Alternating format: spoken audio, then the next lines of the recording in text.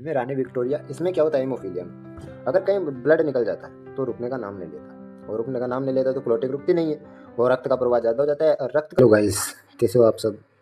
I hope कि सब अच्छे होंगे, बढ़िया तैयारी कर रहे होंगे। आज मैं आपके लिए चैप्टर लेके आया हूँ मेंडल वाला, यानी कि वंशागति तथा विविधता का सिद्धांत, principles of inheritance and variation, जो कि अपने 12th क्लास का चैप्टर नंबर 4 है। इस चैप्टर में कुछ बातें करते हैं। पहले आती प्रस्तावना। आनुवंशिकी की जनक से संतति तथा अभिलक्षणों की वंशागति तथा विविधता से संबंधित है। आनुवंशिकी का मतलब क्या होता है? जनक से संतति में अभिलक्षण जो वंशागति होती है और विविधता से जो संबंधित लक्षण होते हैं वे आनुवंशिकी कहलाते हैं। आनुवंशिकी यानी कि मैं कह दूं कि माता पिता से अपने संतति में जो लक्षण आ रहे हैं उन्हें अपन वंशागति कह सकते हैं। वंशागति एक प्रक्रिया है जिसके द्वारा अभिलक्षण जनन से संतति तक जाते हैं। विविधता जनक व संतति के लक्षणों में असमानता की अवस्था है। जो आनुवंशिकी है या वंशागति की बात करें तो जनक से संतति में अपने जो लक्षण जाते हैं उसे वंशागति कहते हैं। विविधता जनक और संतति के लक्षण की व्यवस्था को कहते हैं। मानव जानता था कि लैंगिक जनन में विविधता का कारण छिपा है, यानी कि मानव में लैंगिक जननता में विविधता का कारण है। ठीक है, अब बात करते हैं मेंडल की वंशागति का नियम। अपन शॉर्ट नोट्स में और ज़्यादा नहीं देखेंगे, इन्हें पढ़ लेंगे, यानी कि एनसीईआरटी में पे है। मेंडल की वंशागति का नियम। ग्रेगर जॉन मेंडल ने 7 वर्षों यानी कि 1856 से 1863 तक उद्यान मटर पर पैसम सेटाइवम पर संकरण प्रयोग किए तथा वंशागति के नियम को प्रतिपादित किया। मेंडल ने युग्म के रूप में मटर पादप की 14 प्रदुप्त प्रजनसम किस्मों का चयन किया। मेंडल ने क्या किया था कि 14 जो मटर की जो लंबाई चौड़ाई इनके बारे में बताया था। तो 14 यानी कि 7 जोड़ी लक्षणों के बारे में उन्होंने बताया था। मटर में मेंडल द्वारा अध्ययन किए गए विपर्यासी लक्षण थे। तने की ऊंचाई, लंबा और बौना, लंबा प्रभावी और बौना अप्रभावी। ठीक है। पुष्प का रंग बैंगनी सफ़ेद, पुष्प की स्थिति अक्षीय और अंत्य, या फिर मैं कह दूँ कि टॉप पर या फिर नीचे, फली का आकार फूला हुआ या सिकुड़ा हुआ, फली का रंग हरा पीला, बीज का आकार गोल और झुर्रीदार और बीज का रंग पीला और हरा। मेंडल की वंशागति के नियम में पहला आता है एक जीन की वंशागति। मेंडल ने पाया कि F1 पीढ़ी सदैव दोनों जनकों में से किसी एक के समान होती है, परंतु F2 पीढ़ी में दोनों के लक्षण होते हैं। मेंडल ने पाया कि जो F1 पीढ़ी रहती है उनमें जो लक्षण आते हैं वो जनकों के समान रहते हैं, लेकिन F2 पीढ़ी में तो दोनों के ही लक्षण होते हैं। 3 से 4th प्रभावी लक्षण और 1 से 4था अप्रभावी लक्षण दर्शाता है। ठीक। प्राप्त दोनों लक्षण अपने जनकीय प्रकार के समान थे तथा उनसे किसी भी प्रकार का सम्मिश्रण नहीं था, अर्थात कोई भी मध्यवर्ती प्रकार नहीं थे। यानी कि जो दोनों लक्षण प्राप्त किए वो क्या थे? अपने जनकों के समान थे, उनमें कोई भी मिलावट नहीं थी। मेंडल ने सभी लक्षणों के लिए समान परिमाण प्राप्त किए। F2 पीढ़ी में प्रभावी लक्षण के जीन प्रारूप को यानी कि जीनोटाइप को निर्धारित करने के लिए मेंडल ने कौन सा संकरण किया था? परीक्षार्थ संकरण किया था। ठीक है, अगला बात करते हैं एकल संकर संकरण पर आधारित मेंडल के 2 सामान्य नियम। एक तो प्रभाविता का और एक विसंयोजन का नियम। प्रभाविता का नियम क्या कहता है कि एकल संकर संकरण की F1 तथा F2 दोनों पीढ़ी में केवल एक जनकीय विलक्षण के व्यक्ति की व्याख्या करता है तथा F2 पीढ़ी में प्राप्त 3:1 अनुपात की व्याख्या भी करता है। यानी कि एकल संकर संकरण में F1 पीढ़ी और F2 पीढ़ी दोनों पीढ़ी में केवल क्या थे कि एक ही जनक के अभिलक्षण की व्याख्या की थी उन्होंने। एक ही F1 या F2 पीढ़ी में केवल एक जनक के अभिलक्षण की ही व्याख्या की थी, और F2 पीढ़ी में उन्होंने अनुपात क्या प्राप्त की? 3:1 और उनकी व्याख्या की। विसंयोजन का नियम कहता है कि एक युग्म के कारक तथा एलील एक दूसरे से इस प्रकार अलग हो जाते हैं कि युग्मों के 2 कारकों में से केवल एक ही प्राप्त होता है और एक ही प्रभावी होता है। मेंडल ने क्या किया कि विसंयोजन का नियम दर्शाया। विसंयोजन का मतलब अलग अलग में से भी एक ही अपना जो लक्षण है वो दिखाएगा। 2 कारक थे, दोनों में से केवल एक ही अपना लक्षण दिखाएगा और वही प्राप्त होगा। अब नियम आते हैं अपूर्ण प्रभाविता का नियम। F1 पीढ़ी दोनों जनकों में से किसी के भी समान नहीं होती थी, या फिर मैं कह दूँ कि दोनों के बीच ही होती थी। F1 पीढ़ी जो दोनों लक्षण थे उनमें से किसी के भी समान नहीं होती थी, दोनों जनकों में से किसी में भी समान नहीं होती थी। वो क्या करती थी कि दोनों के बीच में होती थी, दोनों जनकों के समान ना होकर वह केवल उनके बीच में होती थी। उदाहरण ले लो मैं ड्रॉग पुष्प यानी कि स्लैप ड्रैगन और एंटीराइनम स्पीसीज, जैसे RR में लाल पुष्प हैं और स्मॉल आर में सफ़ेद पुष्प, परंतु R और R में गुलाबी पुष्प होते हैं। कैपिटल R और स्मॉल r में गुलाबी पुष्प होते हैं। ठीक है, ये कैपिटल R और स्मॉल r में गुलाबी पुष्प होते हैं। यहाँ F2 पीढ़ी में जीन प्रारूपी यानी कि जीनोटाइप अनुपात एकल संकर संकरण जैसा यानी कि 1:2:1 होता है, परंतु फिनोटाइप यानी कि लक्षण प्रारूप अनुपात 3:1 से बदलकर 1:2:1 हो जाता है। अब बात करते हैं प्रभाविता के परिकल्पना की व्याख्या। द्विगुणित जीवों में 2n प्लोइडे रखने वाले जीवों में प्रत्येक जीन की 2 प्रतियां अर्थात एलीलों का एक युग्म होता है। इनमें से एक भिन्न अर्थात रूपांतरित हो सकता है। सामान्य एलील सबस्ट्रेट के रूपांतरण के लिए आवश्यक सामान्य एंजाइम उत्पन्न करता है। यदि रूपांतरित एलील सामान्य या अल्प कार्यक्षम एंजाइम उत्पन्न करता है तो समान लक्षण प्रारूप लक्षण उत्पन्न करता है, यह प्रभावी होता है। परंतु यदि क्रियात्मक या एंजाइम उत्पन्न नहीं करता तो लक्षण प्रारूप यानी कि जीनोटाइप प्रभावित और अप्रभावी लक्षण दर्शाएगा। ठीक है। कारक या जीन वंशागति की इकाई है। कारक या वंशागति की इकाई क्या है? कारक। यहाँ से क्वेश्चन में आ जाए कि वंशागति की इकाई क्या है, तो है कारक। वंशागति की इकाई कारक है। इनमें एक जीव में एक विशिष्ट लक्षण को दर्शाने के लिए आवश्यक सूचना होती है। ब्रिटिश अनुवांशिक R.C. पुनेट ने ग्राफी निरूपण विकसित किया जो पुनेट वर्ग कहलाता है। यह अनुवांशिक संकरण में संततियों के सभी संभावित जीनोटाइप का आंकलन करता है। यहाँ से क्वेश्चन आ सकता है। ठीक है। R.C. पुनेट ने कौन सा निरूपण किया? ग्राफी निरूपण। ठीक है। उसके बाद अगला बात करते हैं सप्रभाविता। सप्रभाविता का मतलब क्या? सप्रभाविता यानी कि अपना प्रभाव समान दर्शाएंगे या F1 में दोनों जनकों के समान लक्षण होंगे। मानव में कौन सा ब्लड ग्रुप पाया जाता है? A, B और रक्त समूह पाया जाता है, जिनमें 3 एलील होते हैं, IA, IB और IO, या फिर मैं कह दूं कि IA, IO या सिंगल I। I वाले जीन में द्वारा नियंत्रित होता है तथा IA और IB शर्करा के थोड़े से भिन्न रूप उत्पन्न करते हैं, जबकि I यानी कि स्मॉल I जो I ब्लड ग्रुप O है वो किसी भी शर्करा को उत्पन्न नहीं करता। और बात करते हैं कि IA तथा IB पूर्ण रूप से I पर प्रभावी होते हैं, परंतु IA IB एक साथ होते हैं जो सप्रभाविता के कारण अपनी शर्करा को अभिव्यक्त करते हैं अतः RBC में दोनों शर्करा होती है। मानव ब्लड ग्रुप AB और रक्त सब प्रकार के 6 जीन प्रारूप जीनोटाइप तथा 4 फिनोटाइप होते हैं।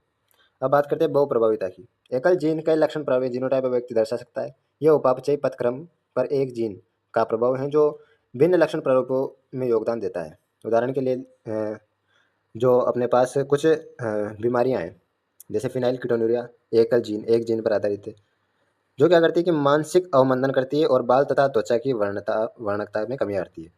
मटर में मंड संश्लेषण का जीन जो क्या करता है बीज का आकार यानी कि प्रभाविता को दर्शाता है और मंड कण की आकृति को प्रभावित करता है। अब आती है अपूर्ण प्रभाविता। अपूर्ण प्रभावित से कैपिटल बी कैपिटल है, इनका आकार है बड़ा कण है, ये इनकी आकृति गोल और इस कैपिटल बी और स्मॉल बी मध्यवर्ती आकार का कण है और इसके स्मॉल बी और स्मॉल बी छोटा कण है। ठीक है। जो स्मॉल बी है उसे तो अपन कहेंगे झुर्रीदार, लेकिन जो कैपिटल बी स्मॉल बी यानी कि इसमें एक तो कैपिटल बी प्रभावी है और स्मॉल बी अप्रभावी है, तो प्रभावी अपना लक्षण ज़्यादा दिखाता है, इसलिए कैपिटल बी और स्मॉल बी और कैपिटल बी गोल आकृति के होंगे और स्मॉल बी यानी कि इनमें कोई भी अपना प्रभाव। बात करते हैं 2 से अधिक एलील समान अभिलक्षण का नियंत्रण करते हैं। AB और रक्त समूह बहुत एलील का बहुत अच्छा उदाहरण है। बहु एलील यानी कि बहु एलील का बहुत अच्छा उदाहरण है, चूंकि एक व्यष्टि में केवल 2 एलील उपस्थित होते हैं। बहु एलील केवल समष्टि का अध्ययन करते हुए समय पाई जा सकती है। ठीक है, यहाँ तक समझ में आ गया? बहुत सिंपल है। नोट से एक तरह से लिखना चाहो तो लिखना, स्क्रीनशॉट लेना चाहो तो स्क्रीनशॉट ले लो, इसका ले लेना स्क्रीनशॉट। ठीक है, तो अगली बात करते हैं, तो बात करते हैं दो जीनों की वंशागति। मेंडल ने मटर पादप पर कार्य करते हुए उनका संकरण करवाया जो दो अभिलक्षणों में भिन्न थे। वो उनको लक्षण प्रारूप यानी कि फिनोटाइप अनुपात 9:3:3:1 जीन और जीनोटाइप 1:2:2:4:1:1:2:1 प्राप्त किया, यानी से याद रख सकते 122, 412 और 121। इस द्विसंकरण के आधार पर मेंडल ने प्रतिपादित किया, ये पहला नियम था स्वतंत्र अपवन का नियम। इस नियम में बताता है कि जब लक्षणों के 2 युग्म एक संकर में संयोजित होते हैं तो अभिलक्षणों का एक युग्म अभिलक्षणों के दूसरे युग्म को से स्वतंत्र होता है। फिर मेंडल ने वंशागति का गुणसूत्रीय सिद्धांत किसने दिया था? सट्टन और बावेरी ने। तो वॉल्टर सट्टन तथा थियोडोर बावेरी ने पाया कि गुणसूत्रों का व्यवहार भी जीन जैसा ही है तथा इन्होंने मेंडल के नियमों को गुणसूत्र गति द्वारा समझाया। सट्टन ने मेंडल के सिद्धांत के साथ गुणसूत्रीय विसंयोजन के ज्ञान को जोड़कर इसे वंशागति का गुणसूत्रीय सिद्धांत का। टीएच मॉर्गन ने इसका प्रयोगात्मक प्रमाण दिया, जिन्होंने फल मक्खी यानी ड्रोसोफिला मेलानोगेस्टर पर काम किया था। आनुवंशिक अध्ययन के लिए ड्रोसोफिला मेलानोगेस्टर उपयुक्त था। कैसे? इन्हें प्रयोगशाला में सरल कृत्रिम माध्यम पर रखा जा सकता है। ये अपना जीवन चक्र लगभग 2 सप्ताहों में पूर्ण कर लेती है। इनमें एकल समागम से बड़ी संख्या में संतति मक्खियों का उत्पादन संभव था। इनमें लिंगों का एक व्यवस्थ विभेदन होता था और इनमें अनेक प्रकार की वंशागति विभिन्नताएं देखी जा सकती थी, जिन्हें कम क्षमता वाले सूक्ष्मदर्शी से देखा जा सकता था। उसके बाद बात करते हैं सहलग्नता और पुनर्योजन। मॉर्गन ने जीनों के अध्ययन हेतु ड्रोसोफिला में कई द्विसंकर संकरण किए जो मटर के मेंडल द्वारा किए गए द्विसंकर संकरण के समान सहलग्नित है, यानी कि एक जैसा रूप दिखाते थे, परंतु F2 अनुपात इन्होंने 9:3:3:1 में महत्वपूर्ण रूप से बदल गया। अपेक्षित था जब 2 जीन स्वतंत्र होते हैं, यानी कि जब 2 जीन अलग अलग होंगे तो उनका वो जीनोटाइप और फिनोटाइप तो बदलेगा ही सही। जब समझ सकते हैं जैसे कि अनुपात जन के प्रकार से अधिक पाया गया था, तो मॉर्गन ने से 2 जीनों का भौतिक संयोजन था। संलग्नता बताता है, जो है वो संलग्नता बताता है, जैसे जन के जिन संयोजनों को समझाने के लिए पुनर्योगज पद का उपयोग किया। कुछ जीन दृढ़ता से संलग्न यानी बहुत कम पुनर्योजन दर्शाते थे, जबकि अन्य ढीले संलग्न अधिक पुनर्योजन दर्शाते थे। मॉर्गन के छात्र अल्फ्रेड एस्टेन ने जीनों के बीच की दूरी को मापने के लिए समान गुणसूत्र पर उपस्थित जीनों के बीच पुनर्योजन की आवृत्ति का उपयोग किया तथा गुणसूत्र पर उनकी स्थिति का मैप बनाया। यानी कि मैप किसने बनाया था? मॉर्गन के शिष्य अल्फ्रेड एस्टेटवेट ने। वर्तमान में संपूर्ण जीनोम को अनुक्रमित करने हेतु आनुवंशिक मैप को पहले चरण के रूप में उपयोग किया जाता है, जैसा कि मानव जीनोम प्रोजेक्ट के विषय में प्रयुक्त किया। बहुजीनी वंशागति क्या होती है कि 3 या उससे अधिक जीनों द्वारा नियंत्रित लक्षण बहुजीनी लक्षण कहलाते हैं। ये पर्यावरण के द्वारा भी प्रभावित होते हैं। फिनोटाइप प्रत्येक एलील के योगदान को दर्शाता है, अर्थात इनमें प्रत्येक एलील का प्रभाव शामिल होता है। उदाहरण है कि मानव त्वचा का रंग ए बी बी सी सी में गहरा त्वचा रंग होता है। Small a small a small b small b small c में हल्का रंग होता है। Capital a small b capital c में मध्यवर्ती रंग पाया जाता है। एक उदाहरण होता है कि मानव की ऊंचाई। अगला आता है लिंग निर्धारण। तो गुणसूत्रीय आधार पर आरंभिक सुराग कीटों से प्रारंभ हुआ। हैनकिंग ने एक्स का वास्तव में एक्स गुणसूत्र को दर्शाती है। एक्सो प्रकार के गुणसूत्र पाए जाते हैं जो कि टिड्डे में पाए जाते हैं, एक्स वाई प्रकार का कीट और मानव में, और जेडब्ल्यू प्रकार का पक्षी में। ये इंपॉर्टेंट है, यहाँ से क्वेश्चन आ जाता है। मानव में लिंग निर्धारण। शुक्राणु की आनुवंशिक बनावट संतति में लिंग का निर्धारण करती है तथा प्रत्येक गर्भावस्था में पुत्र और पुत्री के पैदा होने में सदैव 50% संभावना होती है कि पुत्र होगा या पुत्री। यह दुर्भाग्य है कि हमारे समाज में पुत्री को जन्म के लिए महिला को उत्तरदायी ठहराया जाता है। मधुमक्खी में लिंग निर्धारण देख ले तो अगुणित द्विगुणित लिंग निर्धारण होता है। अनिश्चित अंड ड्रोन तथा अगुणित रानी तथा श्रमिक मधुमक्खी द्विगुणित के रूप में परिवर्तित होती है। उसके बाद बात करते हैं उत्परिवर्तन की। तो इनके कारण डीएनए अनुक्रम में बदलाव आता है। उत्परिवर्तन के कारण कहाँ परिवर्तन बदलाव आता है? डीएनए अनुक्रम में, तथा इनके परिणाम स्वरूप किसी जीव में जीनोटाइप और फिनोटाइप में परिवर्तन आ जाता है। डीएनए के एक खंड की हानि तथा प्राप्ति में गुणसूत्र का बदलाव आता है। गुणसूत्र के रूपांतरण असमानताओं व व्युत्पन्न में जन्म देते हैं। तो गुणसूत्रीय निपटान सामान्यतः कैंसर कोशिकाओं में देखे जाते हैं। उत्परिवर्तन डीएनए के एकल क्षार में हुए परिवर्तन के कारण भी होता है, जो बिंदु उत्परिवर्तन कहलाता है। एग्जाम्पल है दात्र कोशिका अवरक्तता। डीएनए के शारीरिक मुख के घटने या बढ़ने से फ्रेम शिफ्ट उत्परिवर्तन होता है। उत्परिवर्तन को जन्म देने वाले रासायनिक तथा भौतिक कारक उत्परिवर्तन जन कहलाते हैं। उदाहरण है यूवी विकिरण, अल्ट्रावायलेट किरण के कारण जीवों में उत्परिवर्तन हो सकता है। ठीक है, अगला बात करते हैं अनुवांशिक विकार। उसके पहले एक परिभाषा देख लेते हैं वंशागति विश्लेषण की। नियंत्रित संकरण मानव में विषय में संभव नहीं है। यह विशिष्ट लक्षण की वंशागति के संदर्भ में कुल के इतिहास का अध्ययन एक विकल्प प्रदान करता है। कई पीढ़ियां तथा जारी लक्षणों में ऐसे विश्लेषण को वंशागति विश्लेषण कहते हैं। अब बात करते हैं मानव वंशागति विश्लेषण में प्रयुक्त प्रतीक। ये नर्व, ये मादा वाला, अंतर्विष्ट लिंग, प्रभावी वेष्टि समागम, विसमातम, समस्का समागम, ऊपर जनक तथा नीचे संतति है, रोग से ग्रसित पुत्र जनक है, और 5 अप्रभावी संतति है। ठीक, इनके बारे में तो बाद में देख लेंगे। पहले आते हैं अपन मेंडलीय विकार। मुख्य रूप से एकल जीन में बदलाव और परिवर्तन द्वारा निर्धारित होते हैं। ये प्रभावी, अप्रभावी, अलिंगसूत्री और अलिंगसूत्री हो सकते हैं। उदाहरण में पहला बात करते हैं वर्णांधता। तो वर्णांधता लिंग संलग्न अप्रभावी गुणसूत्र है। एक्स गुणसूत्र पर उपस्थित कुछ जीनों में उत्परिवर्तन के कारण नेत्र के लाल व हरी शलाका में होने वाली कमी के कारण होता है। इसके कारण ये जो क्या ट्रैफिक रहती है वहाँ पर हरी और जो लाल जो लाइट रहती है उनमें क्या चेंजेस नहीं देख पाते। 8% नर तथा लगभग 0.4% मादा प्रभावित होती है। जो हाईलाइट हो रहा है बहुत इंपॉर्टेंट है। अगला आता है हेमोफीलिया। एक्स संलग्न अप्रभावी होता है। रक्त के थक्के बनाने में संबंध एकल प्रोटीन प्रभावित होता है। उसके बाद आता है साइकिल सेल एनीमिया, दात्र कोशिका अवरक्तता, अलिंगसूत्रीय संलग्न अप्रभावी है। जो हीमोग्लोबिन ए, हीमोग्लोबिन बी यानी कि HbA और HbS इसे दर्शाया जाता है। एलील के एकल युग्म द्वारा नियंत्रित होता है। उसके बाद आता है फिनाइल कीटोन्यूरिया। उपापचय में जन्मजात त्रुटि होती है। अलिंगसूत्रीय अप्रभावी। प्रभावित व्यक्ति से फेनिलएलेनिन का टायरोसिन में रूपांतरित करने वाले एंजाइम का अभाव होता है। कौन से रोग में फेनिलएलेनिन को टायरोसिन में परिवर्तित किया जाता है? तो फिनाइल कीटोन्यूरिया में, जिसके कारण मानसिक मंदन होता है। थैलेसीमिया की बात करें तो उत्परिवर्तन या विलोपन के कारण अलिंगसूत्रीय अप्रभावी हो सकता है। अल्फा थैलेसीमिया गुणसूत्र 16 पर 2 निकट रूप से संलग्न जीन HbA1 और HbA2 द्वारा नियंत्रित होता है, और बीटा थैलेसीमिया गुणसूत्र 11 पर एकल जीन HBB द्वारा नियंत्रित होता है। ठीक है, उसके बाद बात करते हैं गुणसूत्रीय विकार। एक या अधिक गुणसूत्र में अनुपस्थिति अधिकता या सामान्य अवस्था में उत्पन्न होता है। कोशिका विभाजन चक्र के दौरान क्रोमेटिड्स के प्रकटीकरण के बाद गुणसूत्र और गुणसूत्र की प्राप्ति या हानि होना असुगुणिता कहलाती है। कोशिका चक्र की अंत्यावस्था व प्रावस्था के बाद कोशिका द्रव्य विभाजन न होने से एक जीव में गुणसूत्र का एक पूरा समुच्चय बढ़ जाता है। यह बहुगुणिता कहलाता है, जो प्राय कहाँ पर होती है? पादपों में होती है। ट्राइसोमी और मोनोसोमी के प्रभाव से व्यक्ति में बहुत गंभीर रोग होता है। गुणसूत्र विकार का सामान्य उदाहरण है। डाउन सिंड्रोम क्या होता है? देखो, ये कुछ रोग है जहां से क्वेश्चन आता है। गुणसूत्रीय संख्या 21 की ट्राइसोमी में सर्वप्रथम व्याख्या किसने की थी? लैंगडन डाउन 1866 ने की। इनमें क्या होता है? इनके लक्षण क्या है कि छोटा कद हो जाता है, गोल जो रहता है छोटा सिर हो जाता है, खींच कर जीभ आता है, जीभ खांच भरी होती है, आंशिक रूप से खुला मुंह रहता है इनका, पोम फ्रीजा चौड़ा पोम रहता है, कायिक मनोप्रेरक विकास और मानसिक अवरुद्धता रहती है।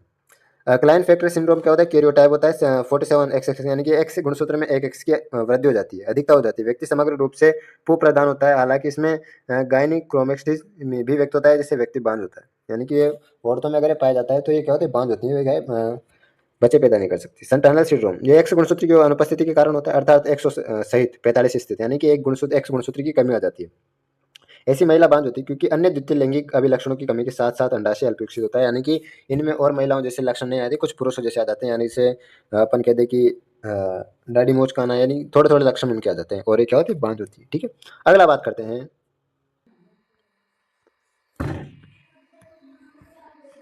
वंशागति विश्लेषण।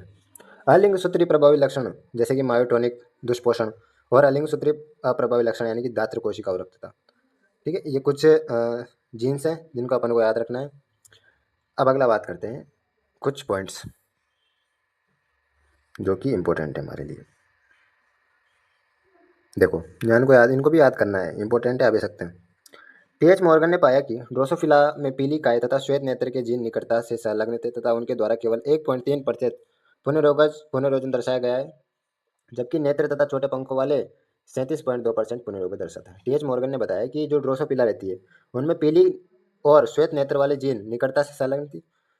इन श्वेत नेत्र वाली और पीली काय वाली मधुमक्खी थी जो ड्रोसोफिला थी, वो केवल 1.3% पुनर्योजन दर्शाती थी, जबकि जो श्वेत नेत्र वाली थी और छोटे पंखों वाली थी ड्रोसोफिला, वो 36.2% पुनर्योगन दर्शाती है।